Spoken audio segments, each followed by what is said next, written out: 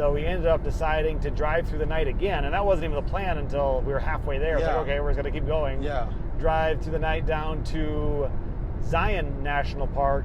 Yeah. And even with that, I could tell as we were having these conversations, and I'd say about 98 to 99% of the time we all got along. There's a few moments I can remember where I think maybe we're all at fault to some degree in some of these moments, but for the most part we got along well. But that was one where I could tell AJ and I were like, do we really want to get to Zion at 3, 4, 5, 6, 7 in the morning and do this hike? It would just be easier to skip it.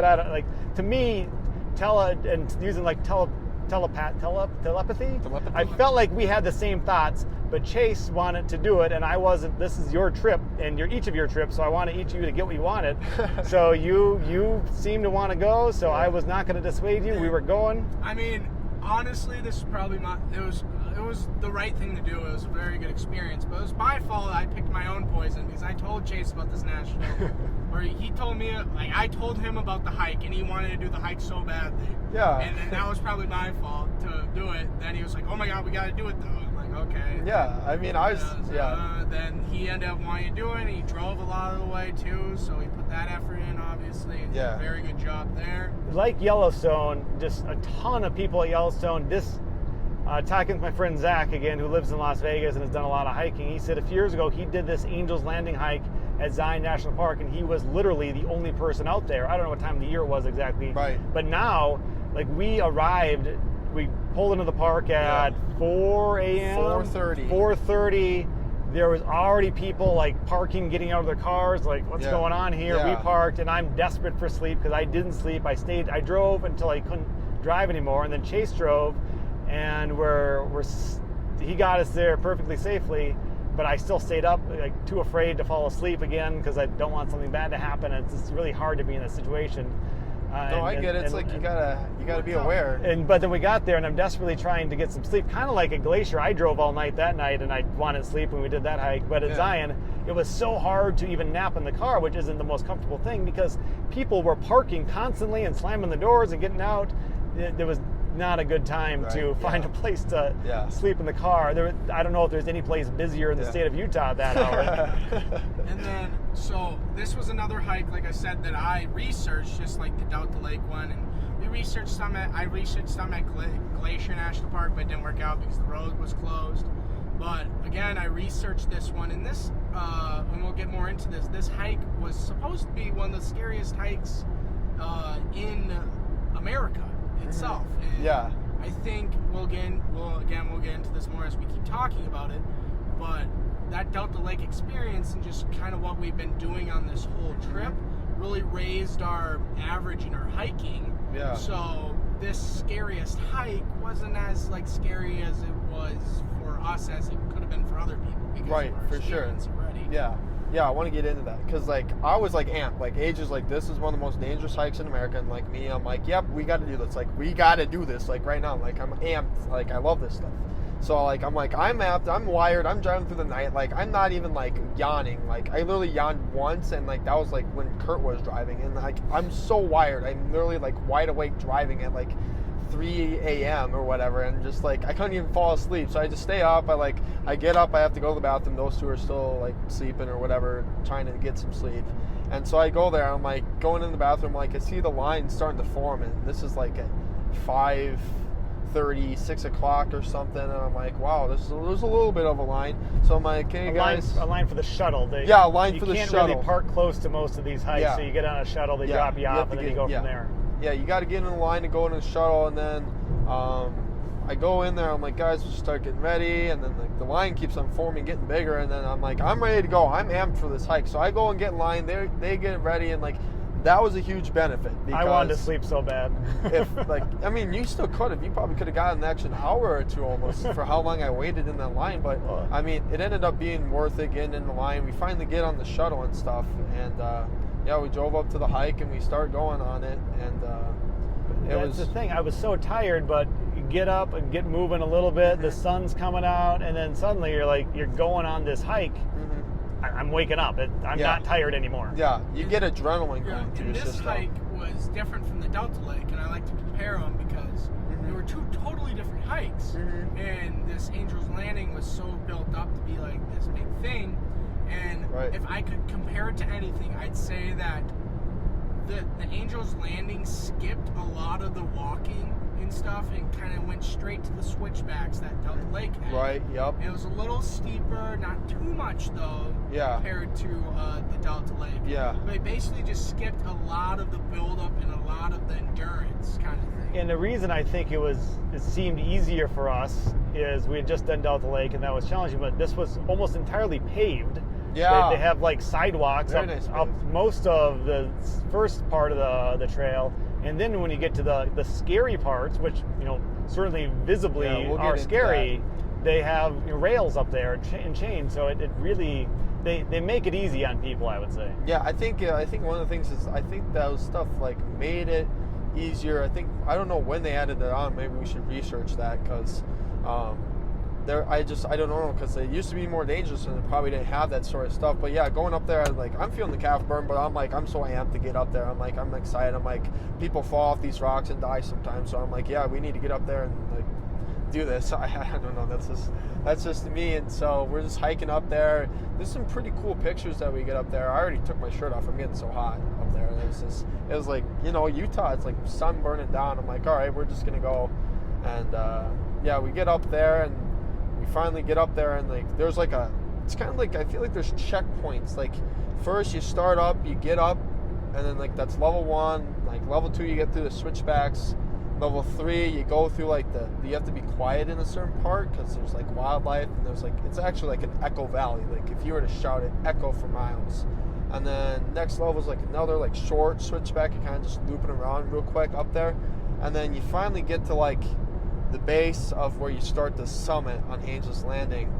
And then we see like a bunch of people, and we see some of them who like looked out the edge and like, nope, I can't do it. Like they got afraid of heights. And you look down and it's like there's a cliff drop for sure. Like you see it like, wow, we just hiked that far up in pretty good time. So I mean, I get it. For me, I'm like, yep, let's go. This is go time. Like we're at the ceiling right now. Like there's a cliff edge. Like you can jump off. I mean, I'm not gonna jump off. I'm not prepared, but like, and to reiterate it more, so the first half is a lot of switchbacks, just kind of going up the mountain, and then you get to like kind of the mountain's kind of like this. It just goes up like this, and for all of our video viewers, it's like this. So to get up to this part right here was the first half. right. And then and that's just switchbacks on trails, paved paths, that kind of thing. Yep. Then what he's talking about is right before the summit. The summit part is like there's chains to hang on to. Is at some points it's literally very narrow. I equivalent it to about a sidewalk, depending on how big the sidewalk to half the sidewalk most of the time. Right. Was you between the cliff. Right. And that was the part where I can see why it's called one of the scariest hikes in America. Right. But it was not very strenuous, I would say. No, Yeah. and there were so many people that you'd have to wait every 5 minutes or so. You'd wait for 3 or The 4 or next 5 crew. minutes Yeah. as people, because it's like driving on road construction. They have to close one lane of the highway. There's not enough space for people to go both directions at the same time. Yeah. And right. I would say if you really wanted to do this hike and not have a lot of people, you do have to go at like 4:30 Super early in the morning. Yep. And- Or maybe in the spring or fall, but that's Yeah. that could be I the mean- time where it gets icy and slippery, and I guess that's It's where more some dangerous. people, But yeah. I would say the people that were lining up at about 4:30 in the morning to get on the shuttle, they knew what they were doing. Yep. They knew that they had to get there. And if you're on that first shuttle bus, there's no one ahead of you. Yep. And so that's the fun part there. But For sure. anyways, we had a great time too, and we'll keep going and talk about how we got up there. Yeah, so I took a video the whole time because I'm like, I got to capture the most dangerous hike in America with one hand, of course. So I'm like literally doing this. I never, AJ had the GoPro. Like I never touched the chain. Like my goal was like, I'm going to do this thing without touching the chain, and I didn't. Like unless I was like showing people, here's the chain that I'm not going to use in the And so, video. yeah, like the chain, to explain it, they put a chain almost everywhere in the last part of the hike Yeah. as a way. It really makes this dangerous seeming thing be not that dangerous as long as Right. you're capable of holding onto a chain. Right. But you didn't use the chain Right. at all somehow. Yeah, I don't know. It's just like I didn't think it was While that dangerous. holding your phone, taking video in the other hand. Yeah, I was just like looking around, I'm like, yeah, like here's the cliff, look at this, look at that. I mean, I'm like, this is fine. Like, I'm not even scared at all. Like, I mean, there's probably a little margin for error for me. I mean, with no like chain to hold on to or whatever. I mean, but I'm like fine with that. Like, I'm comfortable. Like, that's an area where I'm comfortable in, where a lot of people are not as comfortable or not comfortable at all doing that. Like in the heights, like just like kind of sandy rock, like you can slip. I slipped a few times, but I caught myself and it's fine.